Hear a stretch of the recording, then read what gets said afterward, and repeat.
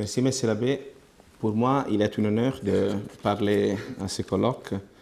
Je remercie Monsieur l'abbé pour l'invitation et j'espère que vous me pardonnerez pour mon manque d'expérience et aussi pour mon français qui n'est pas nécessairement toujours correct.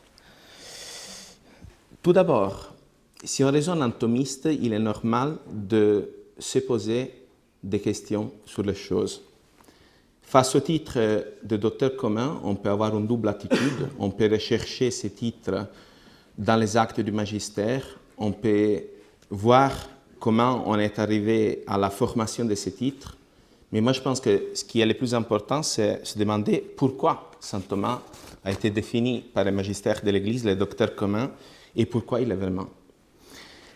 Est-ce qu'il est le docteur commun seulement pour avoir profondément vénéré les 5 docteurs qui l'ont précédé et hérité en quelque sorte l'intelligence de tous? C'est une phrase de Cajetan. Ou est-ce qu'il est le docteur commun seulement parce qu'il avait une grande puissance spéculative, capable de considérer les conclusions philosophiques dans les raisons et les principes même des choses? C'est une citation de Léon XIII dans son encyclique Aeterni Patris. Eh bien, à mon avis, ce ne sont ici que les effets d'une attitude plus profonde. Parce que, vous voyez, avant même de raisonner, avant même d'exercer l'intelligence, il faut voir d'où l'on tire les principes du raisonnement. Eh bien, quelles sont les deux sources de la connaissance humaine? Ce sont la raison et la foi. Ici, je me réfère à la raison comme tout ce qui peut être connu par nos forces naturelles, et à la fois comme à la foi surnaturelle, à la science du révélé, à la connaissance plutôt du révélé. C'est aussi l'enseignement du Concile Vatican I. L'Église catholique a toujours unanimement tenu et tient encore qu'il existe 2 ordres de connaissances distincts, non seulement par leurs principes, mais aussi par leur objet. Par leurs principes, puisque dans l'un, c'est la raison naturelle, dans l'autre, la foi divine qui nous fait connaître. Par leur objet, parce que, outre les vérités que la raison naturelle peut atteindre, nous sommes proposés à croire les mystères cachés en Dieu, qui ne peuvent être connus s'ils ne sont révélés d'en haut. C'est la constitution Dei Filius. Maintenant, saint Thomas, en même temps qu'il distingue parfaitement, ainsi qu'il convient, la raison d'avec la foi, il les unit toutes deux par les liens d'une mutuelle amitié. Il conserve ainsi à chacune ces 3, il sauvegarde sa dignité, de telle sorte que la raison portée sur les ailes de saint Thomas jusqu'au fait de l'intelligence humaine ne peut guère monter plus haut, et que la foi peut à peine espérer de la raison des secours plus nombreux ou plus puissants que ceux que saint Thomas lui a fournis. C'est aussi l'enseignement de Léon XIII dans l'encyclique Aeterni Patris. Donc, pourquoi saint Thomas est le docteur commun? Parce qu'il a su exploiter dans la manière la meilleure, la plus harmonieuse, sans confusion et sans diminution, les 2 sources de la connaissance humaine. D'un côté, ce qu'on peut connaître par nous-mêmes, la raison. De l'autre côté, ce qu'on connaît parce que Dieu nous l'a révélé, justement, la foi. Cette harmonie entre la foi et la raison, cette union dans la distinction, nous le voyons à l'œuvre surtout dans la théologie de saint Thomas. Car, vous voyez, comme le dit toujours le Concile Vatican Ier, la droite raison démontre les fondements de la foi, éclairée par sa lumière, et ça donne à la science des choses divines. Qu'est-ce que la théologie? La théologie, c'est l'application de notre raison aux données révélées. De sorte que, continue le Concile Vatican Ier, la raison éclairée par la foi arrive par le don de Dieu à une certaine intelligence très fructueuse des mystères, soit grâce à l'analogie avec les choses qu'elle connaît naturellement, soit grâce au lien qui relie les mystères entre eux et avec la fin dernière de l'homme. Si presque tous les théologiens qui ont existé dans l'histoire de l'Église ont admis un rôle de la raison dans l'intelligence du donné révélé, il n'y a que saint Thomas et ses disciples qui établissent l'harmonie entre la foi et la raison à son plus haut degré, en faisant de la théologie une véritable science spéculative. Ce n'est pas seulement une connaissance quelconque du donné révélé, ce n'est pas une science quelconque, mais c'est une science spéculative au sens propre du mot. Maintenant, cette question de la théologie comme science, qui est la même question de voir l'harmonie qu'on peut établir entre la foi et la raison, on peut l'envisager de deux côtés. On peut l'avoir d'une façon systématique en étudiant tout ce que saint Thomas a dit sur ces sujets, mais cela a déjà été fait dans les conférences avant la mienne et c'est quelque chose qu'on peut voir assez facilement en lisant les questions du Saint-Docteur. On en touchera quand même un mot. Ou sinon, on peut l'avoir d'un côté davantage historique, c'est-à-dire on peut montrer comment, à chaque fois que cette conception de la théologie a été abandonnée, l'Église tout entière est entrée en crise. Il y a eu une véritable crise de l'Église et aujourd'hui ne fait pas d'exception. Et comment par contre, quand la philosophie et la théologie thomiste ont été à l'honneur dans l'Église, eh bien, il y a eu une véritable floraison de la chrétienté. C'est le sujet qui va nous occuper lors de cette conférence. Le premier qui a soulevé la question de façon précise a été le père Gagnevet dans son célèbre article « La nature de la théologie spéculative », publié sur la revue thomiste en 1939.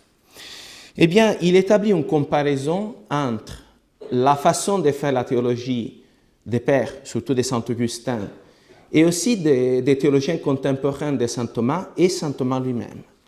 Eh bien, Gagnevet, texte à l'appui, nous démontre que saint Augustin, et avec lui les théologiens du Moyen-Âge qu'il avait suivis, avaient une conception de la théologie qui était différente par rapport à celle de saint Thomas.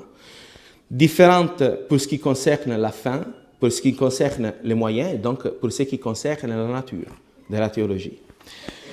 Si nous prenons la théologie augustinienne, et quand je dis augustinienne, ça ne veut pas seulement dire la théologie de saint Augustin lui-même, ça veut dire aussi la théologie de ces théologiens qui ont suivi saint Augustin et qui ont pris saint Augustin pour maître. Eh bien, on voit que la fin de cette théologie, c'est surtout une fin affective. La théologie sert pour aimer davantage Dieu et pour s'unir avec lui. Saint Bernard arrivera à dire que si la théologie n'a pas ses fins, c'est juste une curiosité honteuse. Et donc, si la fin c'est d'aimer Dieu et de s'unir avec lui, les moyens ne seront pas surtout des moyens rationnels, la démonstration, la déduction, la division, la distinction, mais ce seront surtout des dispositions affectives et des activités surnaturelles. Plus on est saint et plus on est bon théologien. Et donc, quelle théologie va sortir de cette conception, de cette fin et de ces moyens? Ce sera une théologie qui est une science affective. C'est une science différente par rapport à la définition des sciences donnée par Aristote. C'est une science affective, justement parce qu'elle vise non pas à connaître, mais elle vise d'abord et avant tout à agir. Maintenant, voyons quelle est la conception thomiste de la théologie, telle qu'elle résulte surtout, on peut trouver cette conception un peu dans toutes ses œuvres, mais telle qu'elle résulte d'un ouvrage très important, c'est le commentaire sur l'ouvrage de Boès, de Trinitate. C'est le Premium, question 2, les articles 1, 2 et aussi d'autres articles. Eh bien, saint Thomas va nous dire que la fin de la théologie, eh bien, en soi, est la contemplation de la vérité première. La théologie, pour saint Thomas, ne sert pas d'abord et avant tout pour aimer, mais sert d'abord et avant tout pour connaître. Pourquoi il dit ça? Parce qu'il a très bien compris que chez l'homme, le désir de connaître est naturel. C'est quelque chose qui s'enracine profondément dans notre nature, comme d'ailleurs le disait Aristote. Aristote disait que l'homme est naturellement fait pour connaître. Et saint Thomas ajoute, c'est une forme spéciale de l'inclination de notre nature spirituelle vers son perfectionnement spirituel. Parce que vous voyez, une créature ne peut pas rassembler en elle-même la perfection de Dieu, ce serait impossible, la créature est illimitée. Eh bien, en connaissant l'âme devient de façon intentionnelle un peu tout. Anima est quodam modo omnia, disait déjà Aristote. Non? Et donc, de cette façon, l'âme se rapproche davantage de Dieu parce qu'elle a en elle-même non pas seulement sa propre perfection, mais aussi la perfection de toutes choses qui existent, aussi bien les choses qui nous sont livrées par les sens que les choses qui sont connues par révélation. Eh bien, et cette connaissance n'est parfaite que quand elle s'étend à tous les éléments absolus ou relatifs qui constituent une chose. Qu'est-ce que ça veut dire? Ça veut dire que la connaissance n'est parfaite que quand on comprend la raison profonde d'une chose. Non pas seulement qu'une chose existe, qu'une chose est telle, mais pourquoi une chose, justement, est telle. Et d'ailleurs, c'est la raison pour laquelle saint Thomas va nous dire que la béatitude consiste non pas formellement dans l'amour de Dieu, dans la fruition de Dieu, mais consiste formellement dans un acte de connaissance de Dieu, parce que c'est par la connaissance que j'ai saisi Dieu. La faculté de saisir, c'est la connaissance. Et donc, finalement, saint Thomas nous dira que la théologie, c'est une certaine impression en nous, quedam impressio divine scientiae. La théologie, c'est en nous une certaine impression, une certaine participation de la science divine. C'est une anticipation de la béatitude éternelle. Quant à Dieu, nous connaîtrons tout ce que Dieu voudra nous montrer, mais nous les connaîtrons dans leur raison propre. Voyez? Et cela nous dit aussi quelle doit être la méthode de la théologie. Vous voyez, saint Thomas, toujours dans ses commentaires, dans ses ouvrages, saint Thomas nous dit que sans doute il y a une ordination de la connaissance à l'amour, sans doute il y a une ordination de la connaissance au salut, mais ça ce n'est pas au niveau de la science, c'est au niveau de celui qui connaît. Sans doute le théologien, il doit se sauver. Il ne suffit pas qu'il étudie, il doit aussi se sanctifier, il doit aussi aimer Dieu. Mais attention, il ne faut pas confondre la fin du théologien, la fin de l'homme et la fin de la science. La fin de la théologie en tant que telle, c'est justement la connaissance. Alors que la fin du théologien, là, évidemment, la fin du théologien en tant qu'homme sera le salut. Et la fin des théologiens, ça pourrait être aussi celle de convaincre ses auditeurs, de les exhorter à faire le bien. Mais attention, parce que, justement, la méthode exhortative, la méthode par laquelle en théologie on exhorte, on cherche à persuader les personnes à faire le bien, n'est pas une méthode théologique, c'est une méthode qui appartient plutôt à d'autres disciplines, à la rhétorique ou à la poésie. Ça, on l'a dans les commentaires Operi Hermeneias. Donc, quelle est la conception de saint Thomas? La conception de saint Thomas, c'est d'avoir une théologie qui est une véritable science, qui n'est pas évidemment étrangère au perfectionnement de l'homme sur un autre plan, mais qui ne se confond pas avec lui. La théologie en elle-même ne sert pas directement pour se sanctifier, pour aimer.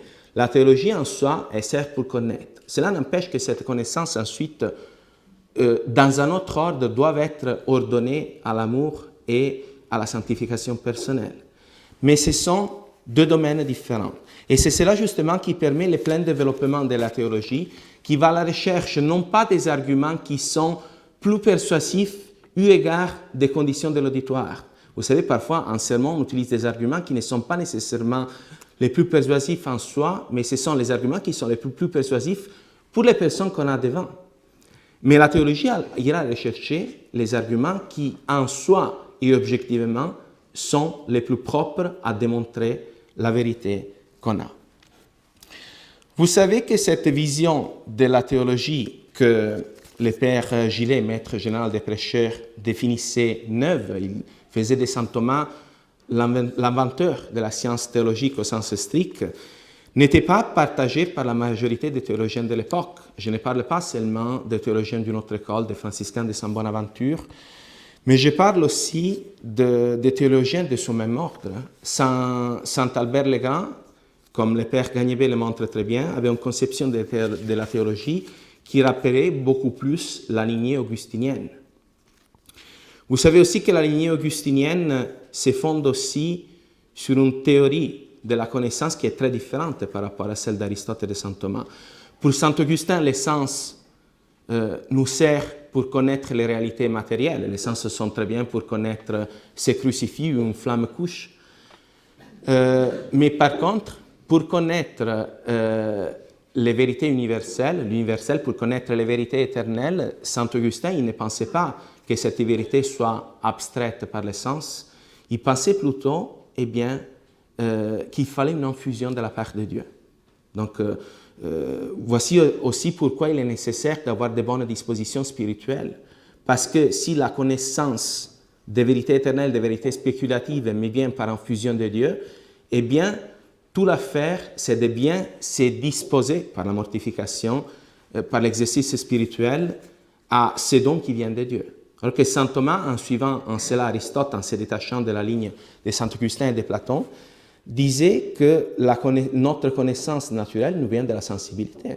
Et même la connaissance qu'on a de la révélation, la notice qu'on a de la révélation, nous vient par les sens, parce que c'est par les sens qu'on ouït, qu'on entend ou qu'on lit la révélation.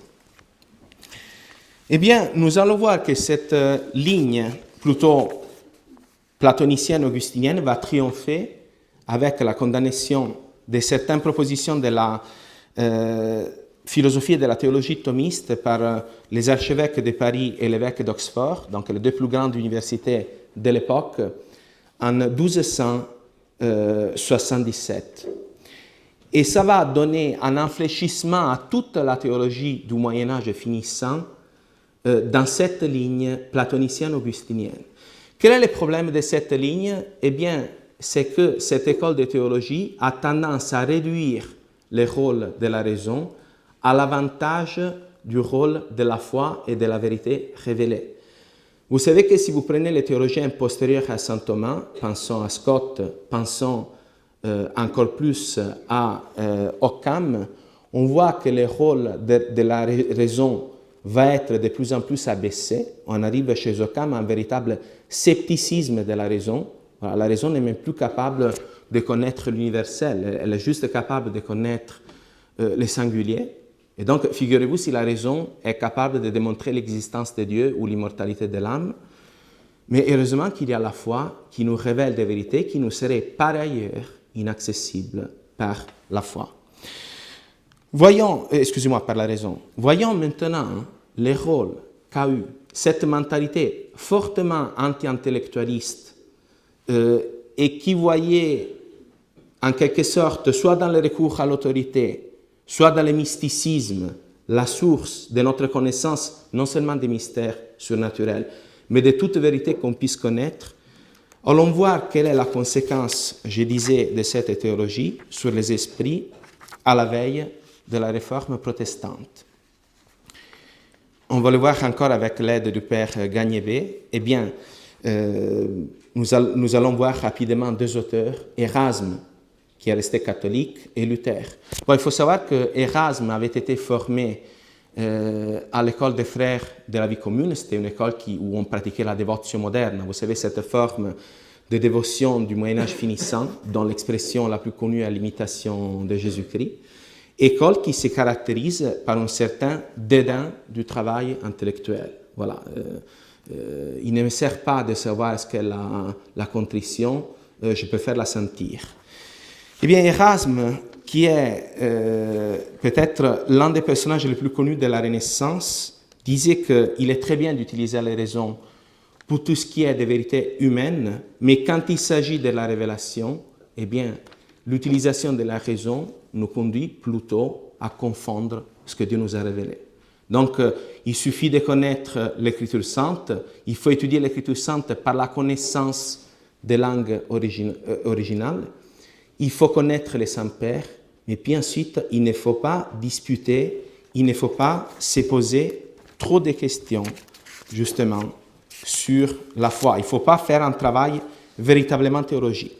Voilà, je cite Érasme dans une de ses lettres. Je lui demande quel rapport y a-t-il entre le Christ et Aristote, entre les subtilités sophistiques et les mystères de l'éternelle sagesse. Et Luther, qui par contre avait été formé à l'occamisme par le philosophe Gabriel Biel, va encore plus loin. Lisons ce que disait Aristote dans un commentaire sur les psautiers. Il disait que les vérités de notre foi sont un flambeau parce qu'elles dirigent nos pas et qu'elles ne s'adressent pas à notre intelligence, mais à nos sentiments. On a déjà le modernisme. Il ne s'agit pas de comprendre, mais de vouloir. Ce n'est pas la science des paroles étendues qui est requise de vous, mais leur accomplissement. Vous ne vous égarez pas si vous croyez et si vous marchez, bien que vous ne voyez rien. La foi n'éclaire pas l'intelligence, bien plus elle aveugle, mais c'est les facultés appétitives qu'elle illumine. Luther soutenait que si on applique la raison aux vérités de foi, on voit qu'elles sont contradictoires par rapport à notre raison. Je cite, « En théologie, c'est une vérité que le Verbe s'est fait chair. En philosophie, c'est une impossibilité absolue et une absurdité. » Voilà ce que disait Luther. La foi et la raison sont en opposition. Si on suit la raison, on est conduit à nier Dieu et à penser que la révélation est un fatras d'absurdité.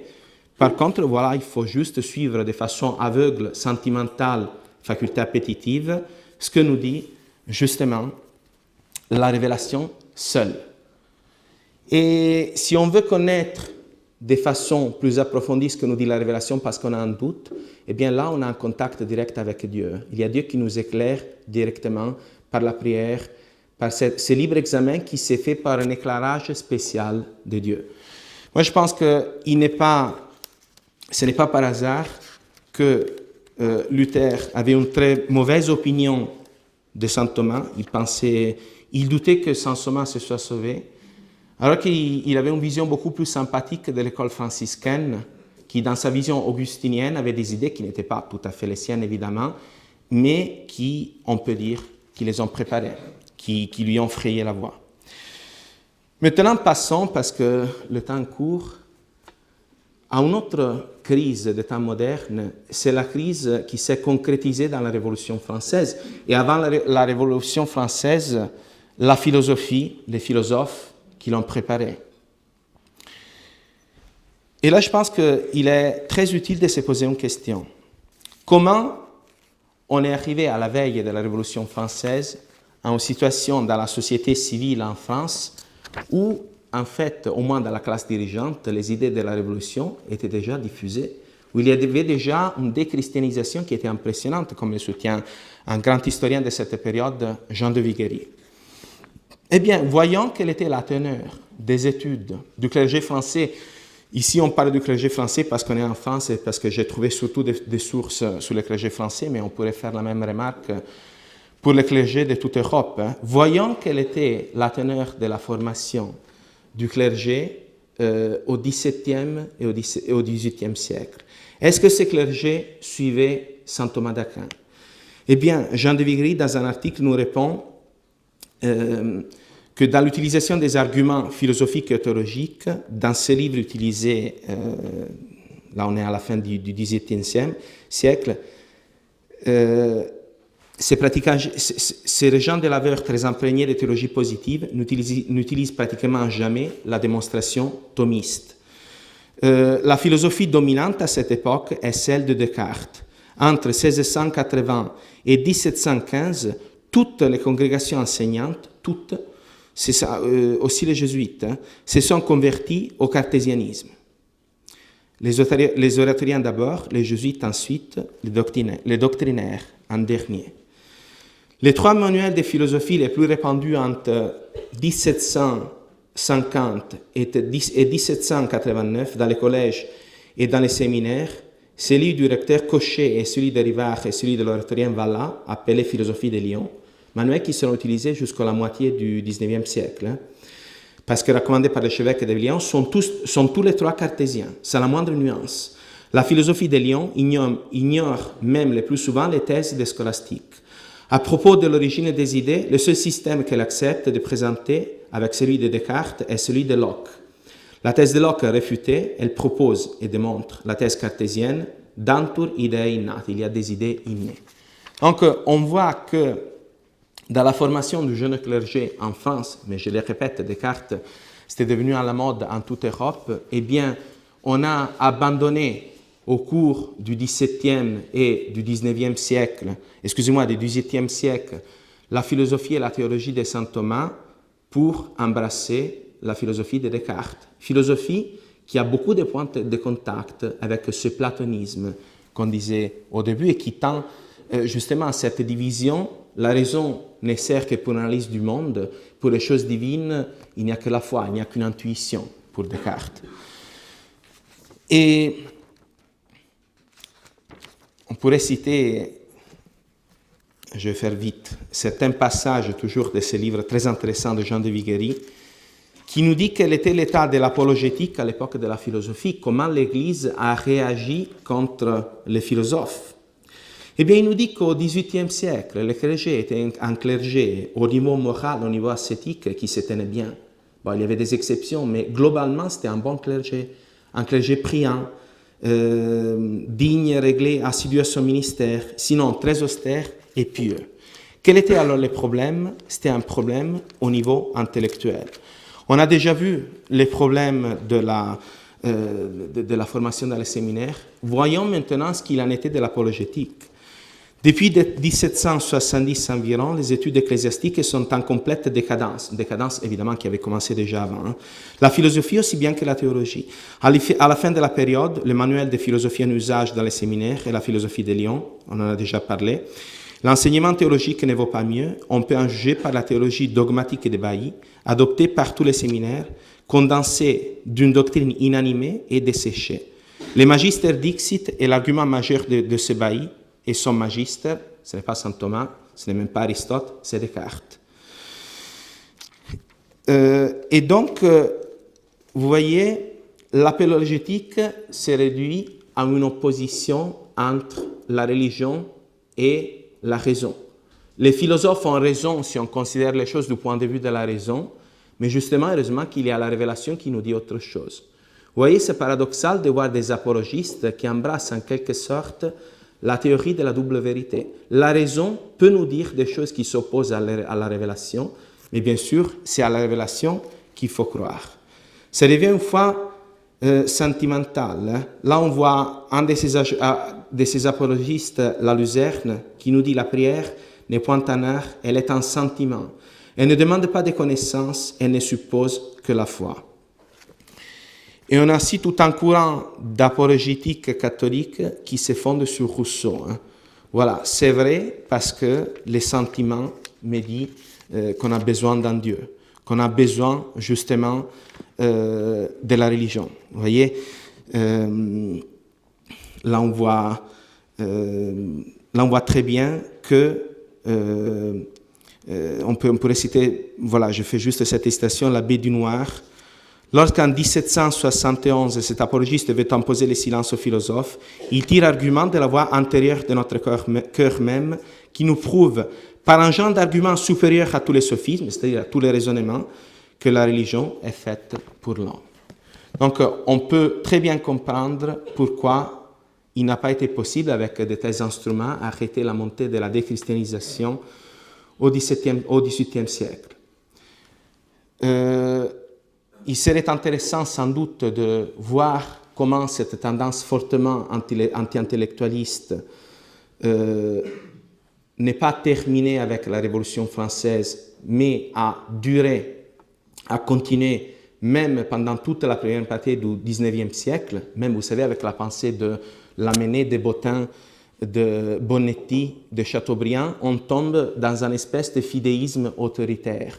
La raison n'est capable de rien comprendre. Heureusement qu'il y a une autorité, celle de l'Église, à la limite celle de l'État, ou celle de la révélation primitive, qui me dit ce que je dois penser.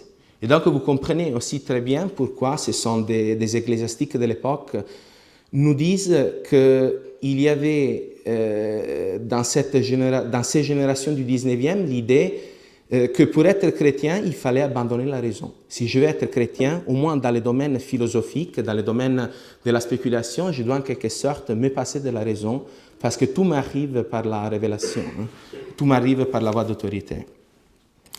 Et on en vient à la troisième crise, celle de Vatican II. On pourrait en être étonné, j'en toucherai un mot, parce que avant Vatican II, le thomisme était devenu la philosophie officielle, la philosophie et la théologie officielle de l'Église catholique. Alors comment est-il possible que, malgré cette promotion par Léon XIII du thomisme à philosophie officielle de l'Église, on soit arrivé à un système, celui de Vatican II, qui est un système de séparation entre la raison et la foi. Vous savez que pour le modernisme, la foi, c'est quelque chose, c'est un sentiment qui vient de notre subconscient. C'est quelque chose qui n'a rien à faire avec la raison. Eh bien, si nous voyons quel était l'état d'esprit juste avant le concile, on s'aperçoit que cette mentalité anti-intellectualiste, cette mentalité qui tendait à rabaisser la raison, était bien présente à l'esprit de ceux qui ont diffusé davantage le modernisme concile. Je n'ai fait qu'un seul exemple. Chenu, dans son livre Une école de théologie, Le Solchoir, 1942, disait « Une théologie digne de ce nom, c'est une spiritualité qui a trouvé les instruments rationnels adéquats à son expérience religieuse. » Là, vous voyez qu'il y a la raison qui est complètement évacuée. Là, on a une spiritualité, un contact avec Dieu qui s'est fait par des biais qui ne sont pas rationnels, et on a une expérience religieuse qui est exprimée par des concepts qui ensuite peuvent changer.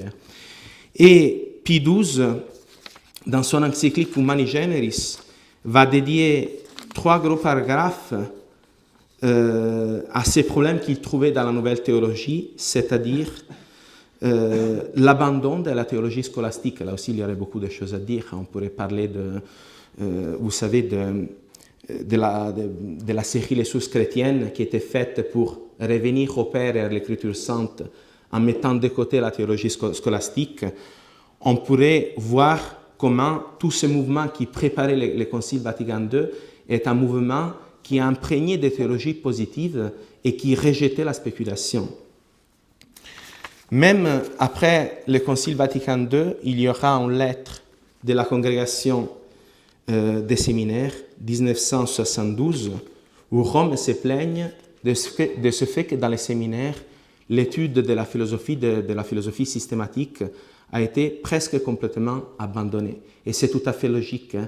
Dans les idées de Vatican II, la foi n'a plus rien à voir avec la raison. La foi, c'est quelque chose qu'on trouve dans une émotion, dans un sentiment, ou c'est quelque chose qu'on trouve plus précisément dans une expérience. On pourrait voir, et avec ça je termine, par contre, comment dans les périodes où on a embrassé le thomisme, où le thomisme a été florissant, l'Église a connu un certain succès. Il y a une floraison non pas seulement de vie intellectuelle, de christianisation de la société, mais aussi une floraison de sainteté. Je me borne à 2 périodes. La première commence justement à la Renaissance. On sait qu'à la Renaissance, à côté de ces restes de la scolastique décadente du Moyen-Âge, il y a une renaissance scolastique, et surtout une renaissance thomiste, que l'on songe seulement à des noms comme celui du cardinal Cajetan, de Vittoria, de toute l'école de Salamanque en Espagne, Sylvestre de Ferrar et d'autres. Eh bien, cette école arrive petit à petit à s'imposer jusqu'à la première moitié du XVIIe siècle, et c'est, si vous voyez, cette époque où la société redevient petit à petit chrétienne, l'Église regagne son prestige avec le Concile de Trente. On oublie souvent que l'Église était capable de catholiciser à nouveau des pays comme la Pologne ou la Bohème ou d'autres qui étaient devenus presque entièrement protestants. Et cette renaissance du thomisme n'y est pas pour rien. Même on voit que c'est le thomisme qui donne l'outillage intellectuel pour répondre adéquatement aux objections des protestants. Et puis ensuite, on peut voir ce qui s'est passé aussi dans l'époque récente avec la troisième scolastique, avec le néoscolasticisme de Léon XIII. Sans doute, il faut faire attention, parce que quand Léon XIII donne Saint Thomas comme référence de la philosophie et de la théologie, il y en a beaucoup qui vont suivre saint Thomas juste parce que c'est l'Église qui nous l'a demandé. C'est un autre argument d'autorité. Voilà, comme avant, je soutenais que la raison ne peut rien connaître par ses forces et que tout ce que je connais, je ne le connais par autorité. Voilà, maintenant, l'Église me donne saint Thomas. Et donc, on aura tout un tas de manuels et d'enseignements, attention, pas tous les manuels, évidemment, qui ne seront thomistes que par leurs conclusions, mais qui ne sont pas thomistes par leurs principes, parce qu'on n'avait pas compris la relation qu'il y avait entre les conclusions et les principes. On tenait les conclusions d'une façon volontariste, mais on ne les tenait pas parce qu'on avait compris leur profonde vérité. Ce n'est pas parce que l'Église nous a donné saint Thomas comme docteur commun qu'il a dit vrai, mais c'est parce qu'il a dit vrai que l'Église nous l'a donné comme docteur commun. Mais on peut voir qu'au fur et à mesure que le thomisme est mieux compris, dans l'entre-deux-guerres, on a un thomisme qui s'impose tellement que même les philosophes athées doivent reconnaître sa puissance intellectuelle. On voit à la conversion de certains personnages comme Maritain, comme d'autres, mais on voit aussi à l'engouement qu'il y avait du thomisme entre les deux guerres, que justement cette philosophie, cette théologie conçue il y a bientôt 800 ans, c'est une théologie qui est tout à fait capable de justement de satisfaire le désir de connaître de l'homme. Donc c'est la raison pour laquelle je pense l'Église a déclaré saint Thomas son docteur commun. Parce que saint Thomas a été capable de faire rencontrer la foi et la raison, non pas dans un mariage d'intérêt, de convenance, comme l'avaient fait d'autres théologiens, mais dans un véritable mariage d'amour. Merci beaucoup pour votre attention.